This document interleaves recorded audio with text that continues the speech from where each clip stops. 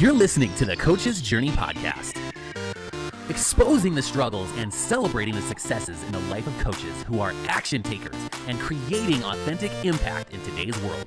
Whether you're just starting out, expanding your reach, or exploding your impact, you're in the right place right now. Stay tuned and be sure to subscribe to this podcast. Now, here are your hosts of the Coach's Journey podcast. That's really kind of like when I found coaching, I kind of fell into it as you do. I had just got remarried, and I kind of went from being a mom to one to like a bonus mom. And it was this like all this like navigating life. And that's when I found this really motivational coach. I don't think he was really a coach, but he was like a motivational speaker, and he had a program. And I think at that moment I was like, okay, you know what? This is great. Like, let me join a community. So I joined it. And that's when I kind of really stepped into the world of coaching. Funnily enough, I actually became his community manager and ended up running the whole community, put together like a really great coaching event where we had speakers from the US. And from that moment, like that event really changed my life, because I'd been getting speakers, speaking to them, collaborating, booking the event space. But when I saw those coaches in the room and just coaching people breaking down, having breakthroughs, just realizing that there was so much more possibility out there, I looked at them in the room and I was like, you know what? This is what I was born to do. And that kind of took me into a journey for the next year of exploring coaches, like exploring what coaching is, really getting into the coaching space. That's when I found the Prosperous Coach book, right? That was recommended from a colleague. And I just fell in love with it. I was dedicated to reading the pages again and again, highlighting. I think my copy is just barely readable at this point, right? And I filled my practice up, and I filled my practice up just by literally following things to the T. Like, okay, you know what? It's about connecting. Who can I connect? Like, who can I serve? And in that first year, it was the toughest year I've ever experienced, because everything I knew in terms of like a job, everything I knew in terms of stability was thrown out. And I had a baby on the way. And I was telling the whole world that, my family, who thought I was a bit crazy at that point, that I was going to go into this thing called coaching. And they were like, so you're getting paid to speak to people? And yeah, that's kind of what happened. And that first year, I just built my skill set, got really comfortable at the process, and actually built a community. So built a membership in the first year, and then just took it from there. That's incredible. I love that. Congratulations on all the progress and such a beautiful journey. And it's interesting. First of all, so many things in there. You know that expression, curiosity killed the cat. Yeah. So for me, when I was starting coaching, I am so curious about people. I just kept asking questions, which was good in a sense, but I never took them in a specific direction. I was just curious about different parts. I didn't realize that I was interested and it wasn't necessarily adding value to them. Yeah. To be mindful of that part. But there are a couple of things. It's interesting, like when you study some historical characters, like a famous philosopher, Plato. Most people know about Plato. Like he went into politics, and what he found out was that, red tape, he couldn't create the changes there, and he reverted back. A lot of the bigger leaders, they end up going into some kind of these bigger organizational efforts, whether it's through nonprofit or politics or something else. And they found out very quickly is that there's something off about our systems, and what constitutes the systems and they didn't know how to impact the people in there. And they almost always, they stepped back and they either created their own little thing, which turned out to be either a religion or a little community or some disciples, or something that will help them kind of create that impact on the back end. and that would affect these bigger organizations much more powerfully. So it's funny how it reminded me of that, because how much that happens, and it has happened thousands of years over and over.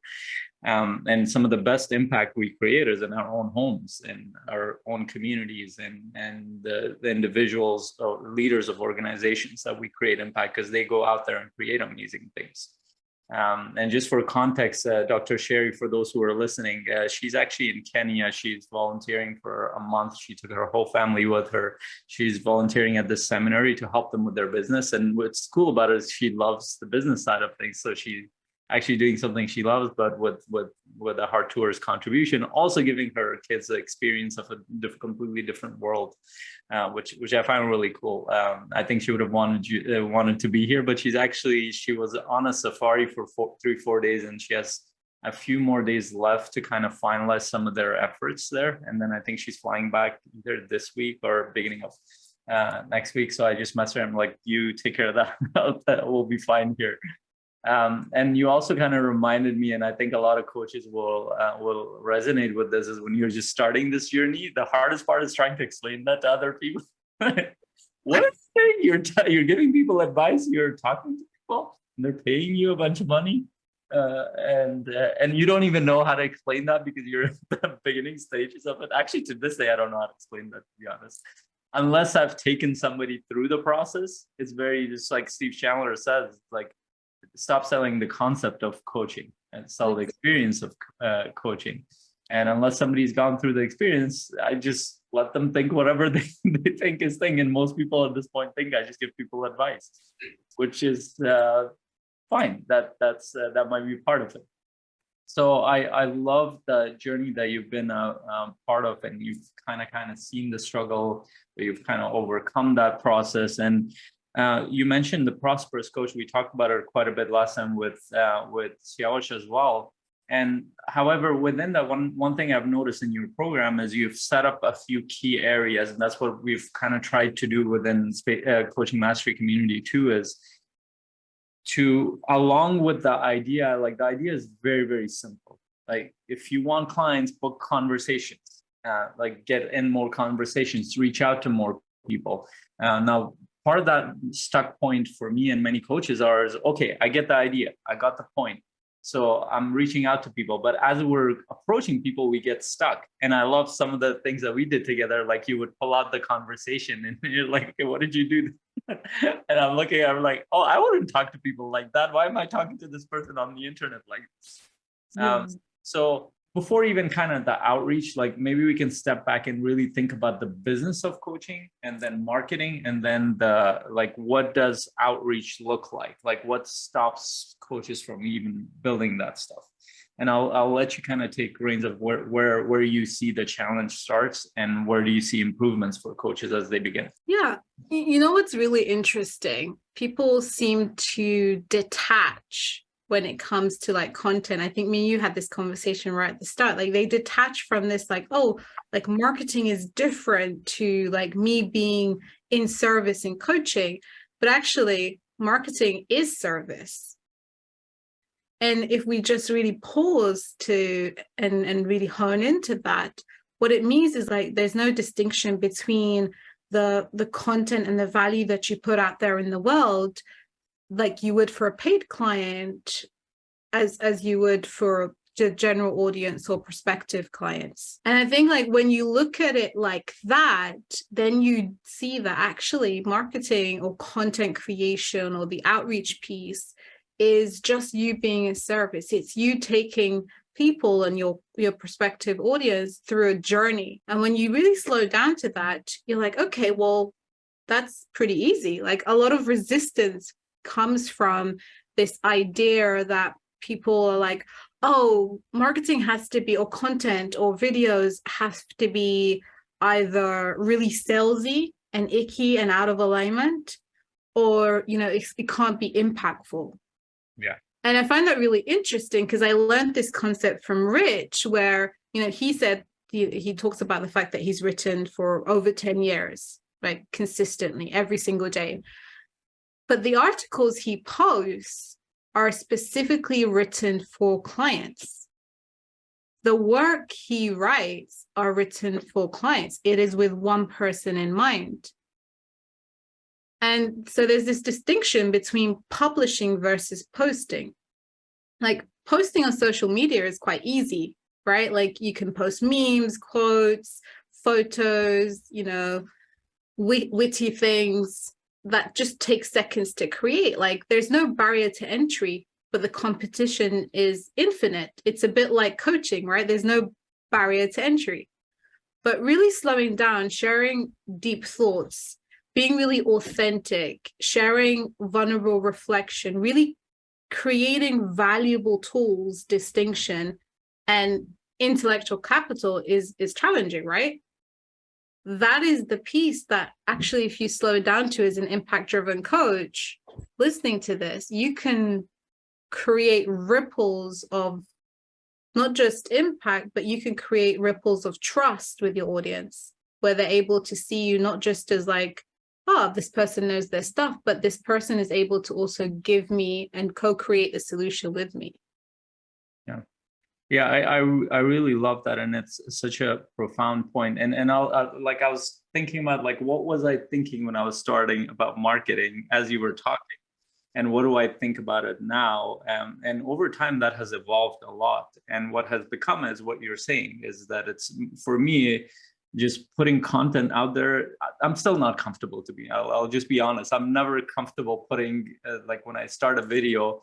I know that I can do it. I can just start a Facebook Live, but I still need to be intentional. I still need to get my own thoughts that are in my way out of the thing. Like I still have all sorts of things that come up, even jumping on the call. Like, well, what if this conversation is not as valuable? Those thoughts are there, but I need to be aware of them and deal with them. Now, when I go back to when I was thinking of marketing looked like this giant thing, like this Goliath that I didn't know how to deal with. And when I thought of marketing, like I thought of these amazing people who had studied marketing for so long. I'm like, how can I do this? Like I'm just starting out. But when you actually step back and really look at marketing, is that you're really sharing what matters to you. You're really sharing the thoughts, the things that made a difference for you, the things that made a difference in your clients' lives, the struggles that you've gone through. When you start to share that, that's essentially like most of my content has become around that. It's like I'm just sharing what I've learned. It's just, and I love Gary Vee's take on this, is like, don't teach, document. Like even though we're teaching, but we're also just sharing our journey along the way. We're talking about an experiential thing versus like, hey, let me pull out a bunch of stuff from the books and teach. And a lot of coaching is experiential. It's not conceptual. And so we want people to know that we've gone through the journey. We want people to know that we've taken people through that journey. And when it became that, it was like, okay, well, yeah, I'm still anxious. I'm still fearful. I still have all these stuff, but then it's not about me. If I really want to help people, I need to put that out there, because if people don't know that, how else would they trust me to work with them? Yeah, absolutely. And what's really interesting is, like, I love that you mentioned Gary Vee, because I was actually going to mention him a little bit later. I had him in mind. But another really great book for like people to really understand this concept of experiential is Show Your Work by Austin Kleon. I think that's how you pronounce it. But it's a really short book, really jam-packed, and it goes through the process of exactly what you're talking about there. It's documenting and sharing like the process of how you grow and how you evolve. And that could be through insights that you have, that could be through insights from conversations with people, that could be through experiences that you've gone through.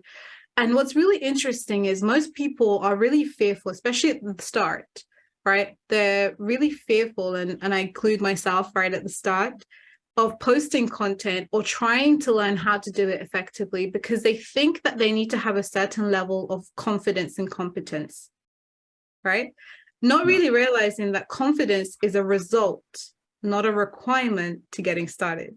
And the more you ship, like the more you ship your content out there, the more you connect with your audience, the more you not only find your like community, your people, your audience, but the more you'll ease into actually creating your own voice, creating your own like certain level of impact. And what's really interesting is that coaches are like really impact driven coaches, like some of the coaches, like the coaches that are listening to us right now in the coaching mastery community in your podcast.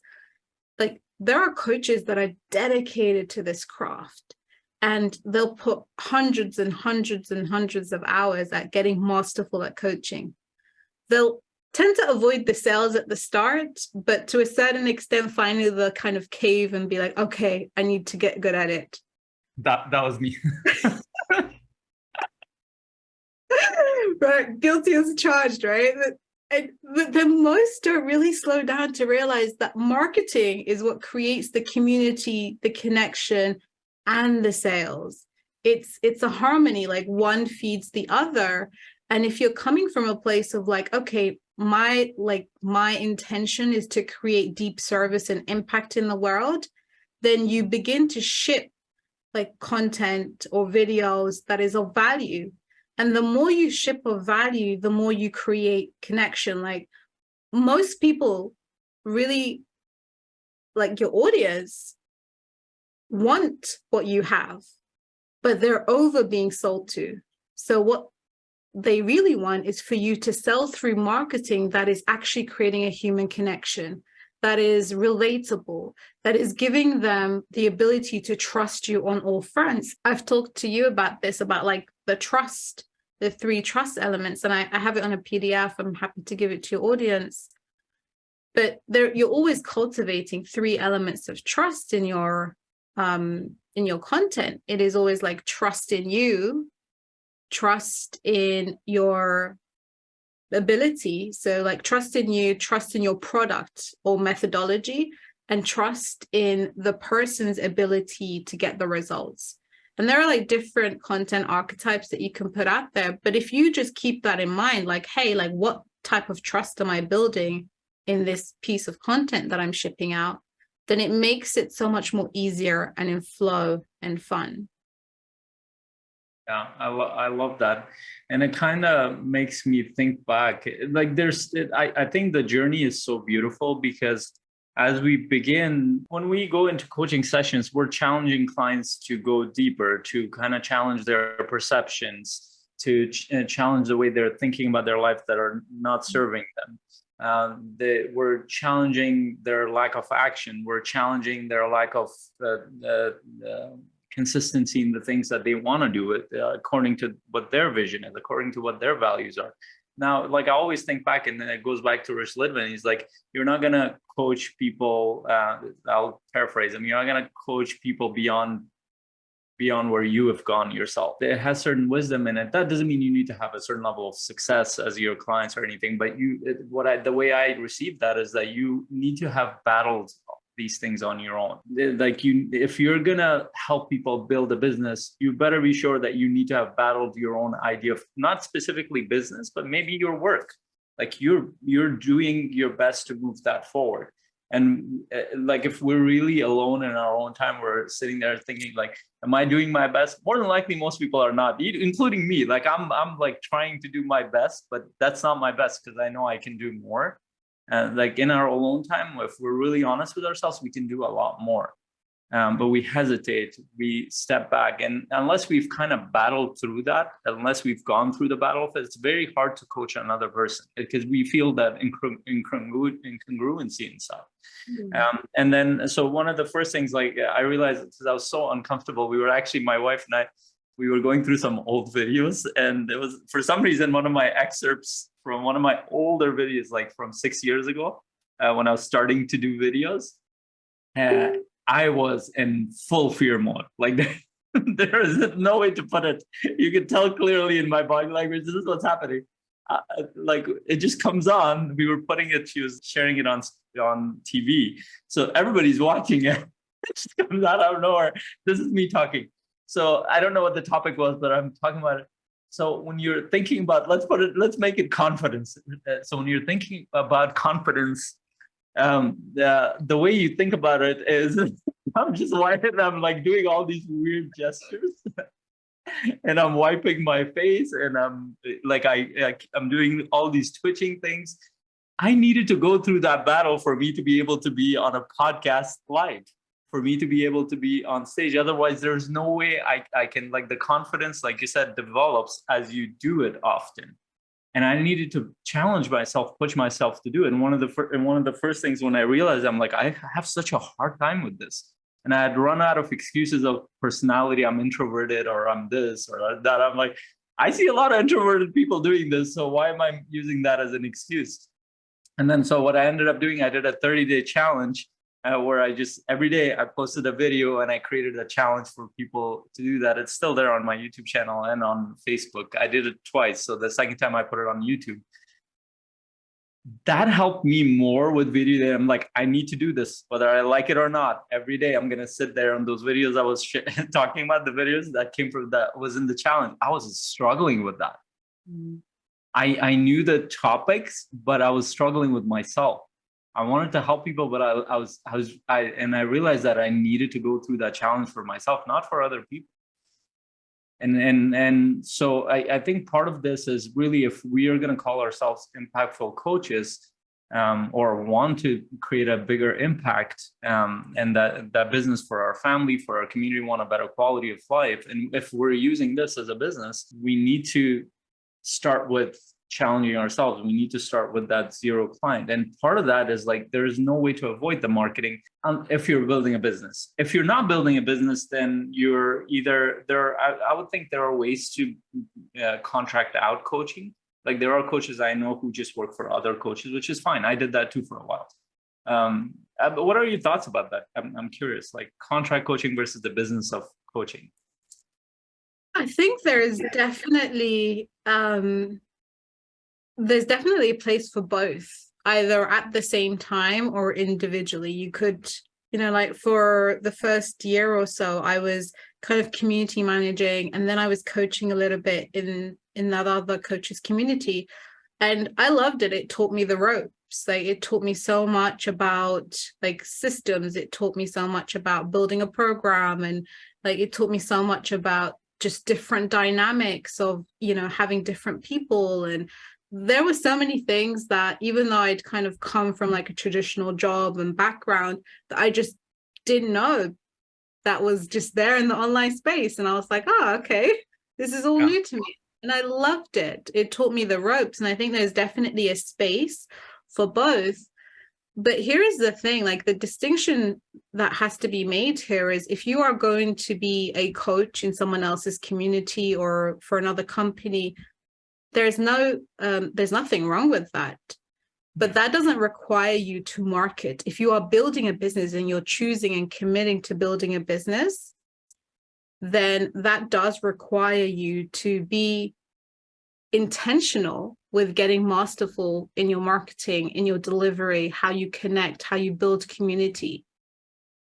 And I think a lot of times what people do is, like, they're like, oh, I want to grow and I want to be impactful and I want to become the best. And what they forget is, like, in order for you to do that, it actually requires a level of commitment to marketing.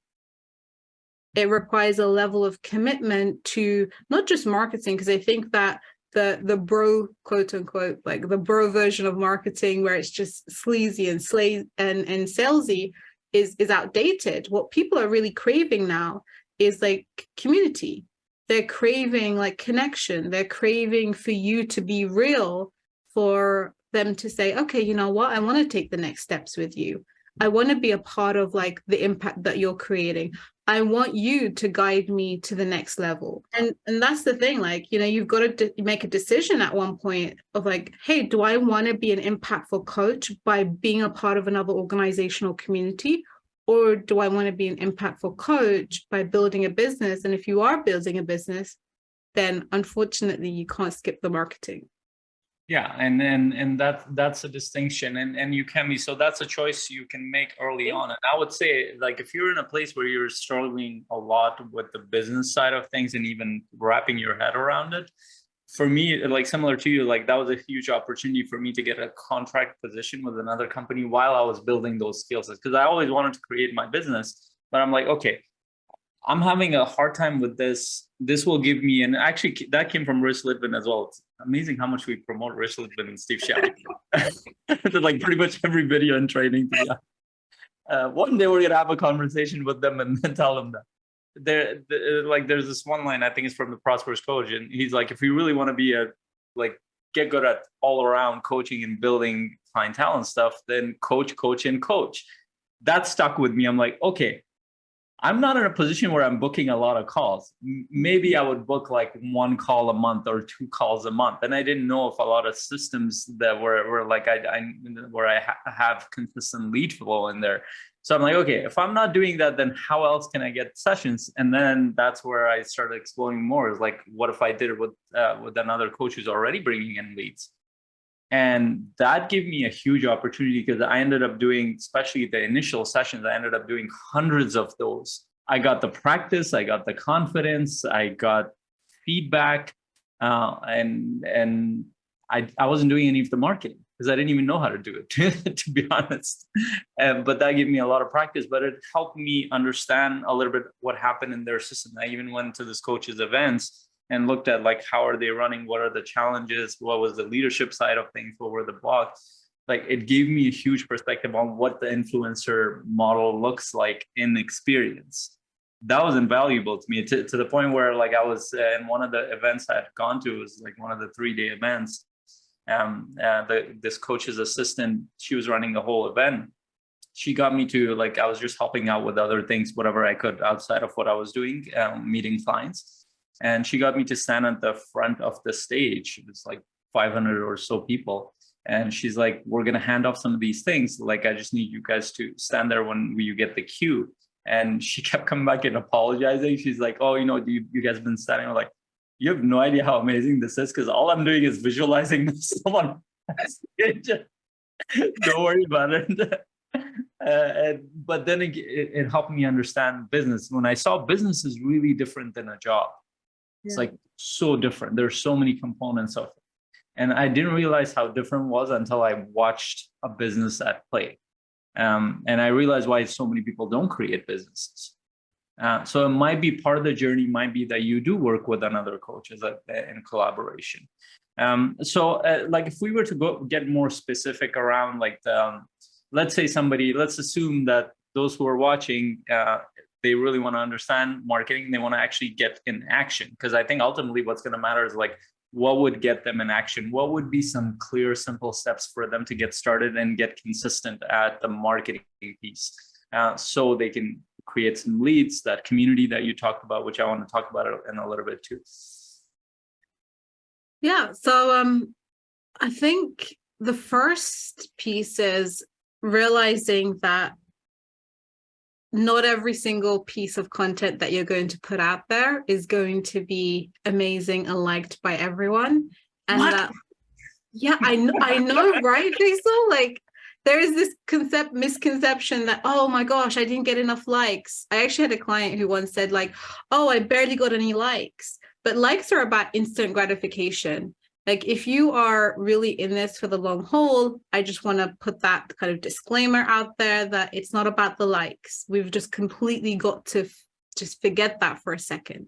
What we want to look at is like the longevity, right? Am I in this for the long haul, and do I really want to hone in my craft? And once you've really just slowed down and accepted that, then it just becomes fun, right? Because if I'm thinking about like actual types of content, the first step I would do is like commit to the process.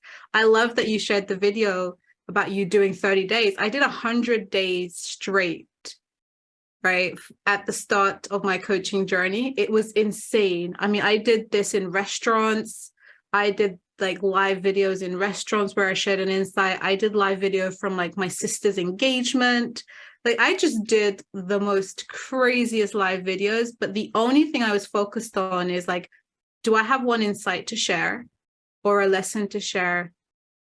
And am I committed to doing that every day? Like, that is kind of like stage one, because a lot of times people are so into like, oh, what should I be posting? Is it good? Is it not? But actually, if you just commit to those 2 things of like actually one insight or lesson every single day, and commitment to doing it every single day, and not caring about the likes, then what happens is you train yourself to think about like being of service to your audience differently. Now, when you kind of get into the habit and build that muscle, the next piece to this is like, okay, cool. Like I've nailed down the shipping piece, the insight piece, the commitment piece, not really caring about the likes. I'm more committed to the process. The next piece is like, okay, well, what type of content am I putting out there? Like, is it filling the buckets? And when I say like the 3 pillars of trust, like trust in you is like, okay, do you know your stuff? Are you giving value? Are you doing not just like how-to videos or content, but are you sharing like concepts and distinctions that people are like, okay, you know what? This is challenging my thinking. This is challenging my assumption. That is like building trust in you and really positioning you as an authority. Like if we looked at like trust in and belief in themselves, it is like, are you sharing conversations or insights that happen with prospective clients or clients themselves? Are you sharing stories about the transformations that you've maybe gone through if you haven't had any clients yet? Are you sharing transformation generally about the experience of coaching, not the concept of coaching? Right. I think like we forget that humans love stories. Like we love stories. It's why we read to kids and like they're in a trance when you're reading them a story and they want the next chapter and they want the next page because like we love stories. We're wired to want the next step. And so if you really think of it like that, I think of like all these content pieces. I'm like, I'm just taking people through a journey. It's almost like reading my own book, except it's out there to the world. And then trust in like your methodology is like, what is the process that you're using? And you know what, like me and you basically could use the same exact process, but the way we deliver it would be different. The way we understand concepts or teach concepts would be different. And so many people are like, well, nothing I know is new or nothing I'm teaching is new. That's true. But once you kind of get over that, you realize what's unique though is you. So the more you share about how you do coaching, like why your methodology is a little bit different, why the way you think about things because of your experiences, because of like what you've been through, because of how you see the world and how you transfer that to the coaching conversations you have with your clients, the more people are like, oh, I really love that. Or no, I really hate that. Yeah. Yeah, that makes a huge difference. And it was interesting because that was a like internal battle for me. Actually, the person who clarified that for me was Jason Goldberg in his book, Prison Break. He has a whole chapter on uniqueness versus, it's like everybody copies everyone. It's like we're all kind of copying everything that, and Brendan Burchard says that everything under the sun has been said. Yeah. And, like we're not talking about anything new. Like when we're talking about fears, human beings have been exploring that for thousands of years. It's not a new thing. When you're talking about the mind, we've gone into positive psychology and neuroscience and stuff, but like Buddha was exploring that long ago. And we knew like how in the effects of that, people had been experimenting with that for a long, long time, how the mind works, how consciousness works. In fact, a lot of neurosciences are referencing those older philosophers and thinkers much more than before, because they realized how much they had experimented with this stuff. They didn't just talk about it conceptually. Now we have devices that kind of measure and detect and all that stuff, but that's the only edge that's coming up.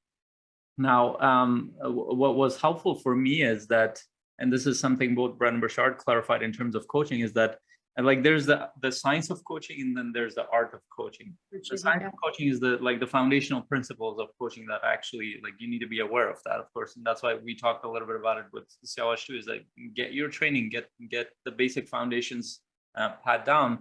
And then the art comes in from you, from your perception, from your experiences, the things that really matter to you, the things that you walk people through, and your clients will be attracted by that. And like, if I just watch all my clients, there's a pattern of clients that I attract there. And I know what kind of clients I attract. I attract clients who are struggling with their emotions. I can pretty much assume that right off the bat.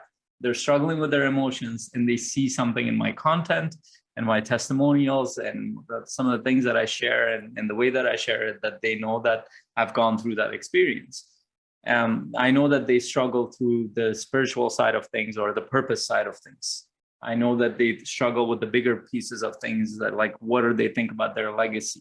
Like these clarifications make a big difference for my clients and their experiences. And as we explore this, I'm able to go deeper with them because I've tried to go deeper in that stuff with myself. I've gone in those areas and I continue to go that. So it doesn't mean I've stopped. So like over time, as you go, like we develop these kind of sort of specializations around certain areas, the clients, we attract certain clients with. But that doesn't happen until you put yourself out there, because you don't even know what that is until you start working with clients. I've worked with so many different clients, but I've been attracted to certain clients as well. I'm curious to hear your journey on that side. Absolutely. Like I love that, because at first I had no idea what on earth to even call myself. Like I was, there were people saying like, are you a transformational coach? Are you a confidence coach? Are you insert whatever other thing was trending at that moment? And for a long time, I just said like, I'm just a coach, because I realized that actually I was coaching people in everything. And I was talking about pretty much everything. Like one day it was like around self-confidence, and the next day it was around being, a homeschooling mom and like navigating business and building that. And there were so many elements of me that I was putting out and exploring and discovering. And what's really interesting is that when you are starting out, even when you're evolving to the next level, you're gonna have to start at zero. Right? You're going to have to just really slow down and think, well, what's really interesting to me and what's really going to be of service to like my audience that I can share. And then what you'll soon realize is there are certain, like you said, like certain patterns that you'll notice that people are attracted to. There are certain things that you'll talk about that people are really attracted to. And so at first for me, it was all around confidence. It was all around, creating a life that you love. And that was because that's what I had gone through. It was literally the process. Like I realized that I was really unhappy in the kind of career I'd built, and it was building the confidence to leave it and going into like building a life that I really loved, that was in alignment with me. And that's what I coached clients on. And then it evolved to, like building like a sustainable like system around being productive. Like I'm really big on productivity, even though I'm not a productivity coach, right? But it was all around that. And then it evolved into business coaching. And what was really interesting is that it started off with people just coming to me because I had a full practice and saying like, hey, what are you doing? And I was like, well, first read this book. Second, listen to this audio. And I was giving them the Prosperous Coach book, and then, or giving them like Crazy Good, and telling them like, hey, read it, like immerse yourself in it, like let's have another conversation, and literally helping people through the same process that I had gone through. But then again, my content evolved, right? I went through this like different iterations because I was growing and I was evolving. And then I came to like this sweet spot of like, okay, you know what, this is my thing. Like I love talking about performance. I love talking about leadership. I love talking about business. I love talking about high achievers. Like I'm a very nerdy person. So I love the science piece, which is why I've really gone deep into positive psychology. And those are now my buckets of content. There might come another evolution that happens somewhere down the road. But what you've got to be comfortable with is realizing that you are going to grow.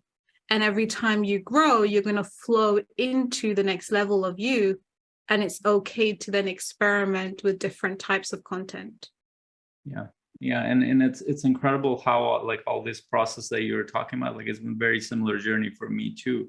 And part of the reason why I got interested in business coaching and I got certified in there through Mindvalley was because my clients kept approaching me like about like, okay, how are you, like the struggles became, and I like when Ajit Nawalka put up a video, is like, do you find yourself going into the business area with your clients? I'm like, yeah, I am.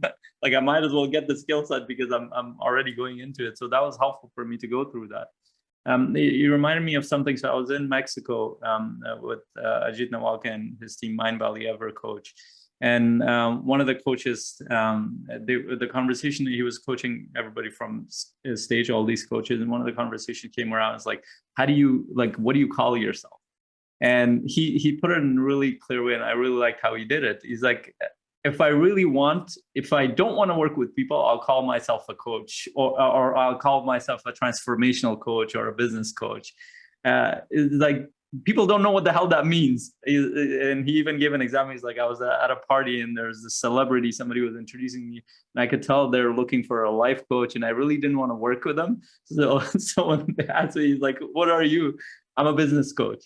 But it didn't matter because it was just a concept wrapped up in something that everybody has a perception around it. But he did give a clear view. It's like, if I really want to get a client, if I'm in a networking event, I would go there and ask about that person's journey. I'll ask about their struggles. I'll ask about their goals. I'll ask about their challenges. And then when I find a few key areas, like, would you like some help with that? And then I would get a call with them. And that's what coaching is that you're finding some key problems or a key problem to support people with. And then you get in that call, whether that's a group setting or a one-on-one setting, and you serve people. And then you ask, would you like more help with that?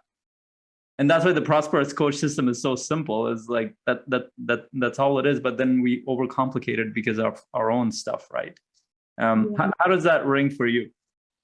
Absolutely. You know, it's really funny. I can go into networking events now and not introduce myself because I'm just in that zone of like, hey, I just want to get to know you. And I get to a point where someone's speaking about something and they'll say, oh, but what is it that you do? And I say, well, the work I do is, and it gives me an opportunity to say like, okay, you know what, you mentioned X, Y, Z. Would you like some help with that? And it's really interesting because there are so many conversations with incredible people that I've had, and I've never actually introduced myself. Yeah. It's like they were just so in it, so immersed in sharing whatever they were sharing about their life or their business or relationships, that it didn't become a point, or there wasn't a point where it was like, oh, okay, what is it that you do? I just got to a point where I was like, oh, actually, I can really help them and be of service. And sometimes I'll give them, I'll offer to give them either a book or a talk or, something of value. And I'll, sometimes it'll just be a straight up conversation. But a lot of times I'll just say, hey, you know what? I have a few resources that could really help with APC. Do you want to connect? And it's just so simple and it flows. And you just reminded me of that because I just realized that I literally had 3-4 conversations in the last 2 months from events with people. And that is literally how the conversation went, even to this day. Yeah.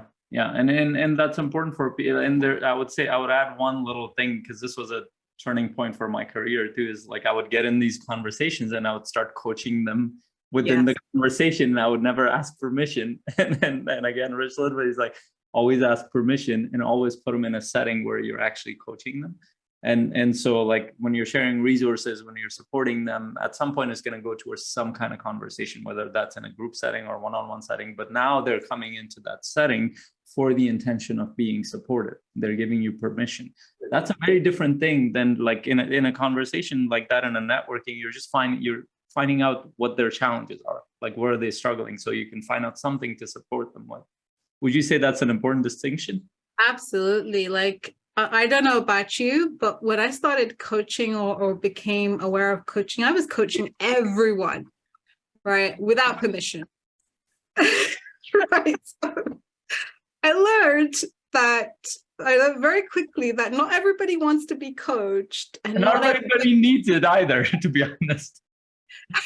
Absolutely. And it was a really funny, I have a ton of funny stories about this, but it was a turning point for me because that's when I realized that, oh, actually, like the permission piece is so big. like, permission and agreements. And I know you've already gone through agreements, but permission or agreements are the two biggest like core elements of coaching, of getting into a coaching conversation and really a coaching relationship.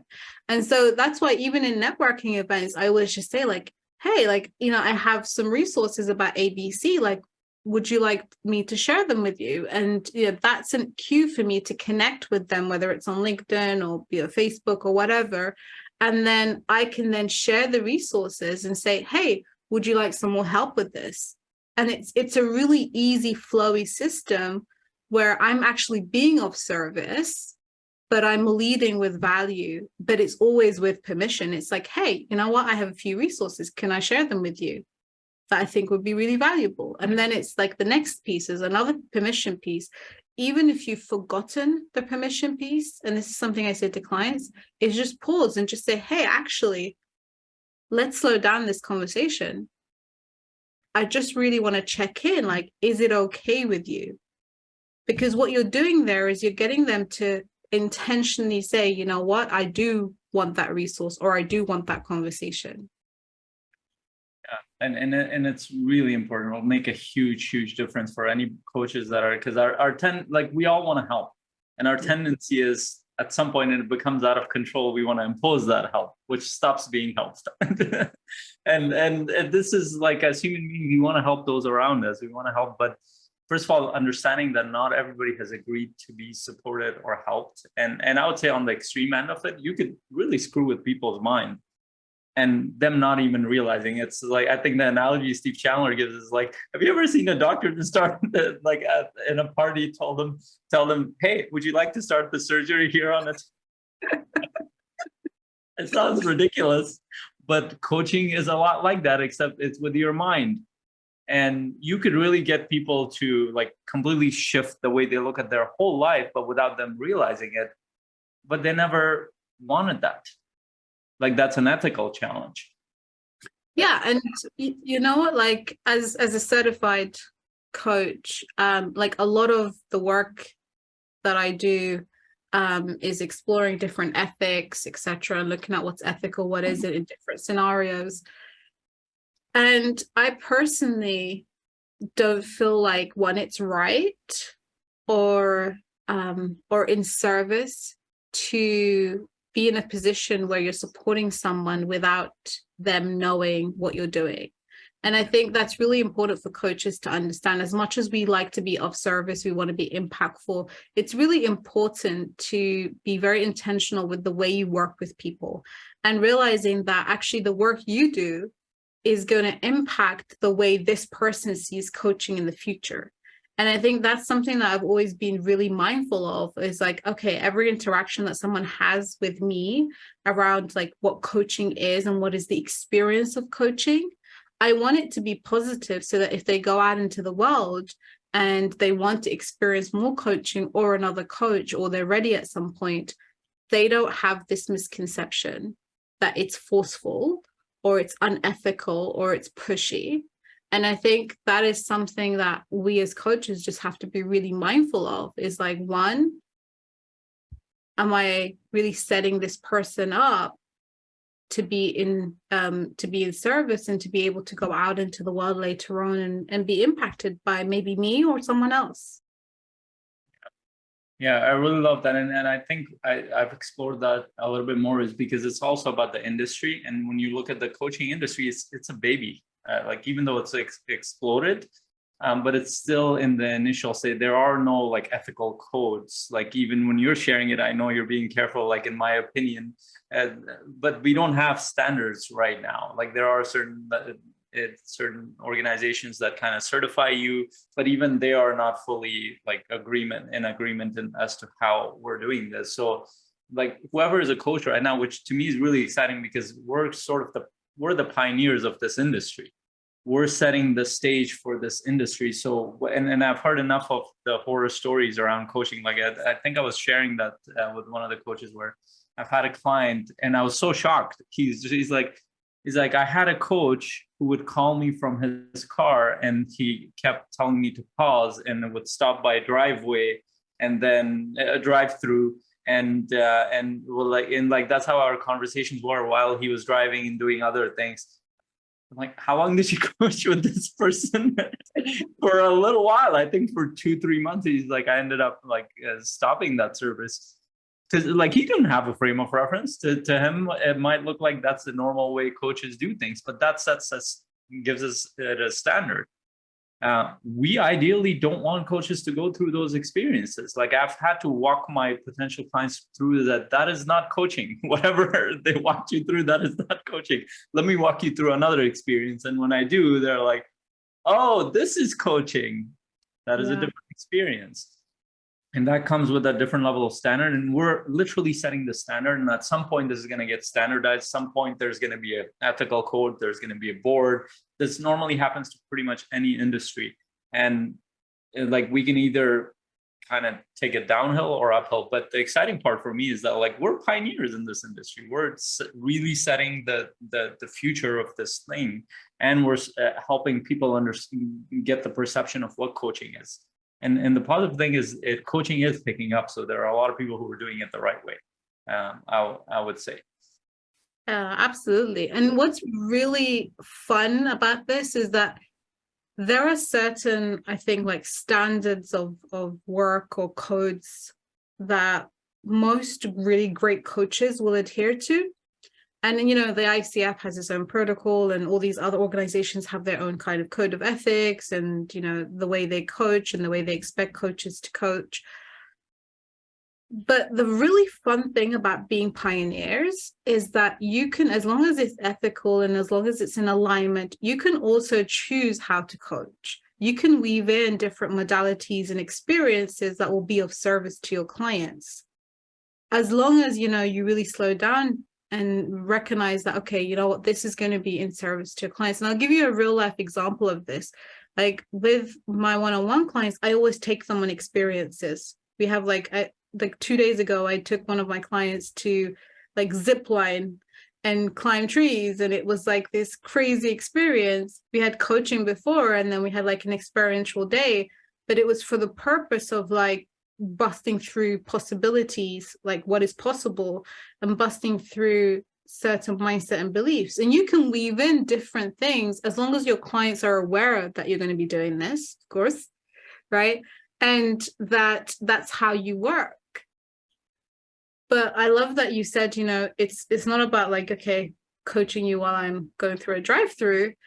It's okay, you know what, we're going to have experiences that are going to really support you top level. Yeah, I love that. And it's interesting how our conversation started with marketing, but it has gone into sales and then the craft of coaching. And then that's the normal transition, is that like the first exposure people get is through your marketing of you, like whether you're speaking on a subject, whether you're writing about it, whether they see you on a podcast, they get an experience of you, because initially they need to trust you. It's like, who are you? Like, and they need to know that what you're talking about, you really know what you're talking about, because there are a lot of people who will create this, turn this into a business and might not have the impact side in mind, might not care about serving others in the way that they need to be served. So it starts from there, and then your approach towards clients, like how are you connecting with clients? Like what are you announcing? And like what we realize is that we don't need to, you don't actually need to call yourself any kind of coach. To this day, nobody has asked me, show me your certification. Nobody asked me like, how long have you, like what they care about is, can you help people? If you can get on a call and help somebody, that's and you tell them that, hey, I can continue to help you in this area, and you have some kind of program for them, people are more than willing to invest in themselves if it serves them. But if it becomes just about titles and education and this and that and the other, like a lot like the education system that we've gone through, like the name of being an expert, but in reality, when stuff like pandemic hits and every expert in the world is not an expert anymore for some reason. Who was it? It was the researcher talked about it. It was like, these are the times when the real experts are shown, and those who are not experts, like it shows in their work, because those who are not experts, they can talk about it all day long, but when you put them into the actual experience of it, they don't know what to do. And that's actually going to become more and more challenging, especially with the AI and ChatGPT and everything coming out, which I wanted to go into that with you in a little bit. But before that, like you brought up community before, and it's really, and I want to hear your distinction on that, because I think like one of the realizations I had, like as I looked at these bigger programs, because we're talking to coaches who are starting out, we're talking to coaches who are beginning to build their business. And then there are like these multi-million-dollar coaches, like look at Brendan Burchard, Steve Chandler, Ajit and all these guys. And a lot of times we kind of go into comparison mode with them. And I went through my mind, like, how the hell can I compete with these guys? And I was trying to compete with them without having any of the tools or awareness or any of the system. Like it was ridiculous. But then I looked at, like, when I became part of all of their programs, like their masterminds and all these things, and like they're doing something very different. Their like outreach is more numbers. Yes, they bring in quality, those who are good, they bring in quality, but they have come to the point where they can impact more and more people. Numbers become very important at that time. And so if you look at their programs, there are a lot of people enrolled in their programs. Like their programs on average, like if you get on a call with Brendan Burchard, there are hundreds to thousands of people. If you get on a call with Ajit Nawalka, similar thing, they will have a short Q&A with a couple of people that might help some people, which it will, but it won't help the rest. So coming back to the community piece, so if you were to be part of one of their programs, you're paying hundreds of thousands of dollars to millions to be part of their program. Now, most people don't want to pay in the initial. So what differentiates coaches who are starting out or who have even gone towards like six-figure and multiple six figures is that you have an opportunity, because you are not dealing with millions of people yet. You have an opportunity to create these smaller communities. And I would go as far as like, maybe this will change later on, but for me, smaller groups make a huge difference. And somebody asked me this, like one of my friends, like, what differentiates you from Brendan Burchard? Why would somebody invest in, like, that really stumped me for like a year. I'm like, he's very good. He's like, I wouldn't want to compare myself with him. He's really good. But then I realized that, oh, Brendan Burchard can't get on a call with 8 people or 10 people consistently every other week, supporting them, serving them individually, unless they're a billionaire. So there's your differentiating. So you want to go hire them, go ahead. But if you want a level of service that comes from that value system, that comes from that heart, that comes from that impact, you're not going to get it everywhere. So coaches who are starting out, who are in the initial stages, these communities are going to be really important, where you're serving people either one-on-one or in small groups, and supporting them to really move forward. And the way I've structured even long-term my business is that I want to scale that more. It's like have these small pods all over rather than having these giant sessions that might or might not. I'll still have my speaking engagements with a lot of people, but having these more intensive close encounters with people and an intensive coaching experience is very, very different. I'm curious, what are your thoughts about it? Because I know your program is structured like that too. And that's what I liked about your program. Absolutely. So there are 2 things, and actually this will lead us nicely into AI, which I have just been like dabbling in and having fun with. But it is all about, the reason why I mentioned community is that at this point, when you're starting out, or you've built a little bit of traction and you've got a great program or you've got a great system, you have the luxury of being able to build raving fans. You have the luxury of being able to personalize things. You have the luxury of having really intimate conversations and creating intimate containers for clients. And even like for your free community, you have the luxury of being able to create that intimacy where people feel like, oh, you know what, I know that I have, X amount of people on the same journey with me. And that's the really cool thing about slowing down and creating more content that is you, right? And this leads me on to kind of AI. AI is quite generic. It is, we're at like infancy at the moment, right? And a lot of the work, although yes, it could be great blog posts or great quotes, etc., what it's missing is the you element. It's missing the uniqueness. It's missing the actual connection, the personal connection. It's missing the story the intimacy that only you as a human being can create. It's missing emotion. And the more you slow down to like, okay, I can utilize AI, or I can utilize things like ChatGPT, etc., all these other platforms. I can utilize them to give me almost like the skeleton version of pieces of content if I wanted to. But actually the humanness, the connection piece, the intimacy, the know, like, trust is built by adding my flavor, is adding my thought process, is adding my stories, things that are inherently lived by me and through me. And that's where I'm like, okay, if you really want to build an incredible business at this point, it is about community. It is about sharing more about you. It's sharing more about the values that you have. I mean, you talked about this when I said, hey, you need to share more of your values and like why you do what you do, because that's how people connect. That's how people actually choose to be a part of the mission that you're on. It is how they choose to buy you rather than Brendan Bashot. Yeah. And those distinctions matter so much. And I love that you brought up AI. So I actually had a conversation with one of my clients who's also a coach, and he's part of our community too. He is like full blown into ChatGPT. I was like, I need to get into that a little bit more. I actually have a session with another community. They're running a session on ChatGPT. Actually Brendan Burchard kind of scared the hell out of a bunch of coaches, because when he did his coaches summit in California last year, he was talking about like how many, because his focus is a lot of corporations, like he's pushing coaching into a lot of corporations. Even I think if I'm not mistaken, his organization is investing into a lot of AI tools, and a lot of these companies are investing into AI tools for coaching purposes. So what he was saying was that a lot of coaching will be outsourced or gone, like it won't be done by human beings.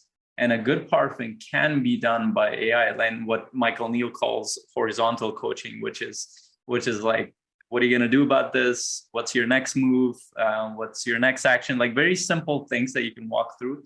And then it was interesting. So as we were talking about this with my client, we went into something very deep. And by the end of the session, he was in tears, and he figured out something really powerful about himself. Like, that's what AI can't take over. Because as soon as it involves human values and emotions, unless we get to a point where AI takes over, at that point we're screwed. So it doesn't matter. So as soon as that comes in, but that's where coaching comes in, is that you're bringing people together in communities.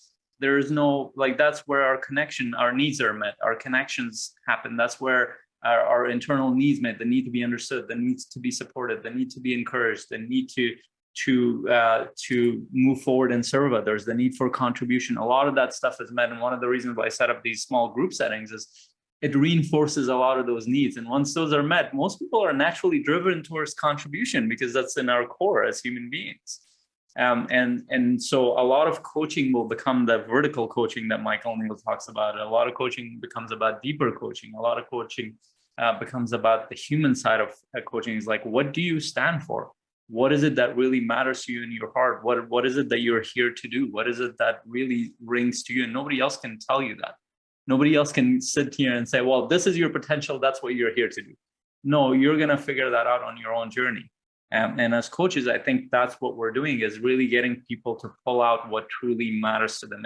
And I think, again, in the words of Rich Litvin, everybody has a secret dream.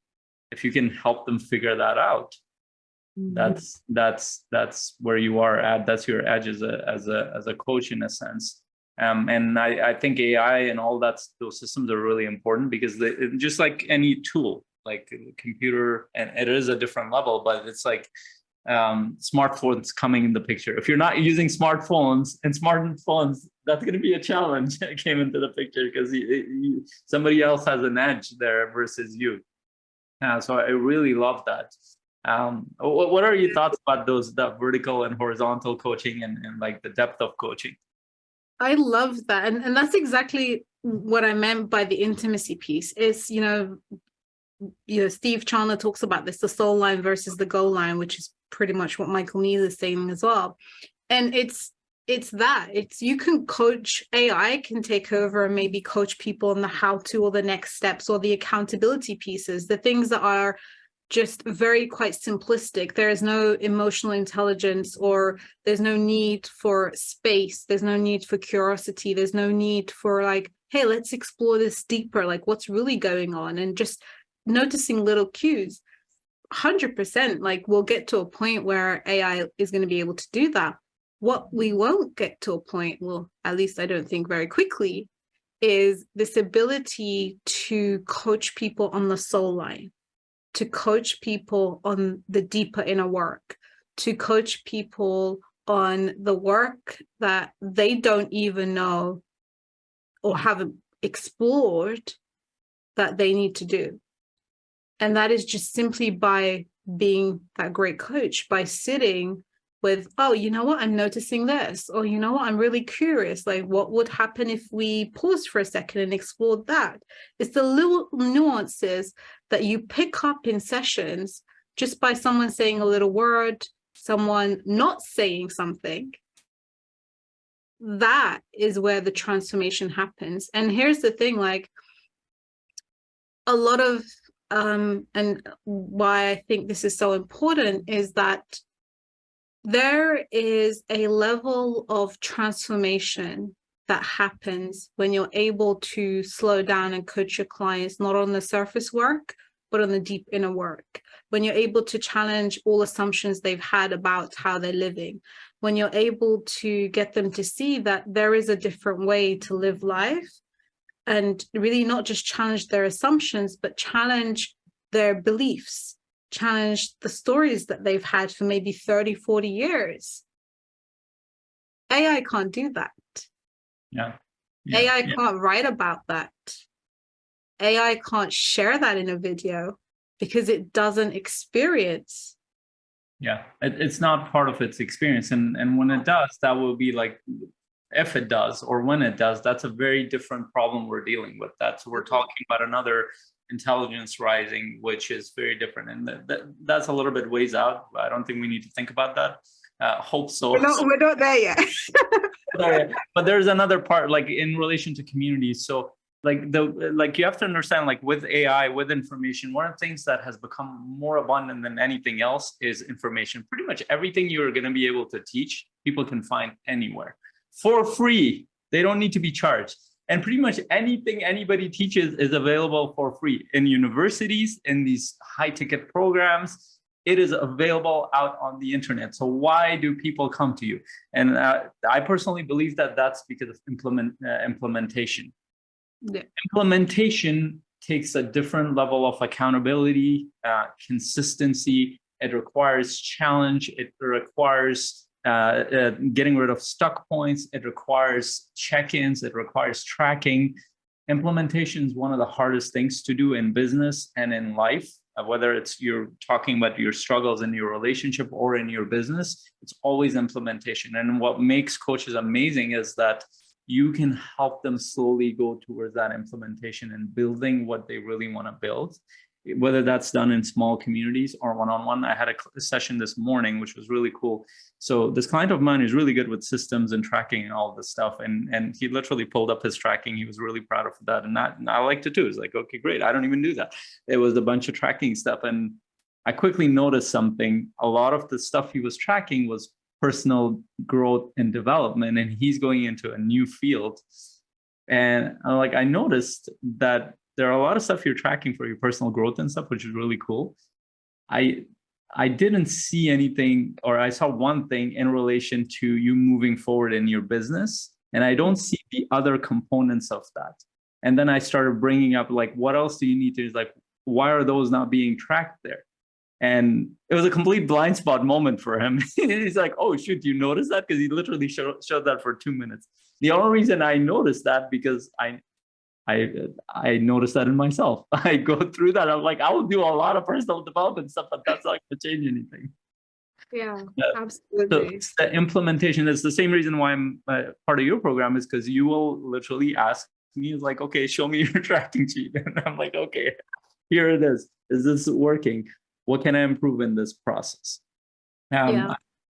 What are your thoughts about that implementation piece, and like how important coaching is going to become for that? I love that you said that, because a big part of really growing the connection and community is the integration. And I love that you said information is readily available. I always say this to clients, right? Pretty much every week I would say, everything you know is available out there in the world for free. Yeah. Now, once we kind of put our ego to the side and like, oh, but there's a different way that I do it. No, there isn't. It's out there in the world. And once you kind of truly accept that, you then begin to realize, okay, people are not hiring me to have more information. They're hiring me to have the transformation. Then they're hiring me, and the transformation is insights, breakthroughs, them realizing there's different possibilities. And then they're hiring me for the implementation and integration, like integrating this into their everyday life, integrating this into their business, integrating this into their relationships. That's why people hire coaches.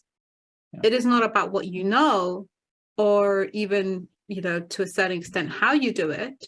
It is just knowing that actually you're there to really create deep space for integration and implementation, so that they can, if they leave you, continue to do this work and continue to thrive. And that is what's really important for us as coaches, is to realize, well, how can we convey more of that to our audience? How can we really get them to connect to the fact that actually this isn't just more information I'm giving you, but I'm able to really help you on the journey to integrate and implement this work. Yeah, I love that. And I love the kind of the curve this conversation went towards, and it will always end with how you serve people. That's why it always ends with like, how are you helping people? Because if that part is not worked out, your marketing content won't be good. Your initial conversations for prospecting won't be good, because you won't know what to ask. You won't know what to challenge them with. And you won't know what to share in your marketing content, whether that's written or video, because you don't know what people are really looking for. It might be just your own perception of what people are looking for, but until you test those out in the world, you don't know what really sticks with people, what are the challenges they're having, and that's what people get attracted to. And so like we've kind of gone through this journey of sharing, like, you need to put if business is the thing you want to do, there's no way around marketing. You need to initially do your marketing, which means that you're just putting your stories out there, your insights out there. You're documenting what you're learning. You don't need to learn beyond that. You're just documenting what you're learning and what's happening in your life, because you're establishing trust with your client, with what you know. And so that leads towards conversations so you can serve them. And then within those conversations, you can ask them like what their challenge is, instead of being focused on yourself as like, oh, I have done this, that, and the other. Like, tell me more about your life. And then you serve them, you get them to come to a coaching conversation with permission, you support them, and then you ask them, do you want more support in this area? And that leads towards your coaching package. It's very simple, but in implementation, it's very difficult. That's a big part of the reason we talked about community, is that's why we created this community, Coaching Master Community. That's why Asiya has her community, is that coaches need support to make this happen. I look at it as more of a, it's like, what do we call that? Oh man, I lost the word for it, but incubation? Yeah. Incubator. But yeah, sort of that, like, until you really build your skill sets, you need to be around the right people, which means that coaches who are actually going out there and testing out and trying different things, so they can come back and share what's working, what's not. And if you're not part of a community like that, more than likely you're being held back in many ways. So whether it's our community that you join, or the Asiya's community, or somebody else's community, what I would encourage you highly is to join. And we have a really great program for coaches who are starting out, and we're taking them through the 90-day challenge to help them start to create their outreach process exactly how we talked about it today. And I know Asiya has a great program. You're welcome to share that as well. In fact, we'll just do that. We have a couple of minutes. Where can people find you, Asiya, and what do you guys offer? Yeah, so before we get there, I just want to share a couple of really great books that I think will be incredible. Is Show Your Work, which I mentioned earlier, and also the Seth Godin book, The Practice, Shipping Creative Work. I think I'm in the group, so I'll post links to both of them. But those are really great books to really integrate and implement what we talked about today around content. And one other thing that I just want to say is really every day start with the question of how can I be of service to my audience? If you start from there, you'll ship great work. Yeah. All right, now where can you find me? You can find me on Facebook and Instagram. I have a pretty unique name, I think so. It's Asiya Othman, so it's pretty much on every platform you can find me. I'm really active on Facebook and also on LinkedIn. And for those of you who do want to grow their coaching businesses, we do have 2 programs. We have one on growing your coaching practice from literally the beginning and building out your frameworks, your IPs, really mastering marketing, sales, and delivery. That's for coaches who are starting out to 6 figures, I think very similar to your program. And we also have another one, the community that you're part of, Faisal, which is for coaches who are already at 6 figures and who want to continue to grow. And that is a lot more personalized and a lot more intimate, very small groups, which is what we talked about. We keep pretty much all of our communities really small because I want to know what every single one of our clients is doing. And we want to be able to support you to really reach those goals and create thriving practices. For me, it's about how am I contributing to the world to really getting great coaches that create thriving practices so that they can have incredible growth and wealth, but they can also create that for the world. Yeah, I love that. Thank you for sharing that, and thank you for the resources as well. And if you wanna, I'll just share that in a funny way. I kind of put pictures and things to remember people's names. So Asiya is Asia. I think there's a continent, and Othman is Ottoman Empire, which I think both of those come from those root words. They do. So if you can't remember, you can't forget Asia, a whole continent. You can't forget Ottoman Empire is one of the biggest empires in the world, if you care about history, that is.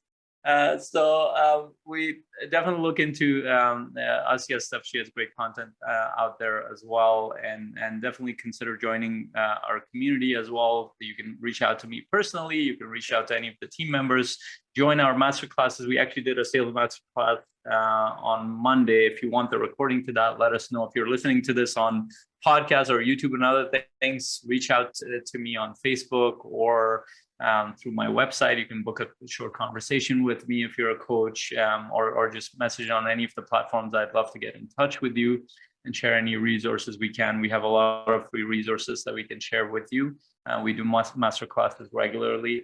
We can share replays with you as well on marketing, on sales, on many of these things that we have talked about. I hope you got value out of this conversation. I really want to thank Asiya for being here and helping us build the empire, not the Ottoman Empire, but the coaching empire. And for us to move forward as coaches and actually really go out there and serve and actually build that wealth as well, because this is a lucrative path to be on, at least in my experience. And aside from that, make sure you like and share this video with any coaches that care about impact and profit in their business. You can serve them a lot. And until our next conversation, hope you have an incredible week. See you same time next week. Bye. Thank you. Bye. You're listening to the Coach's Journey podcast.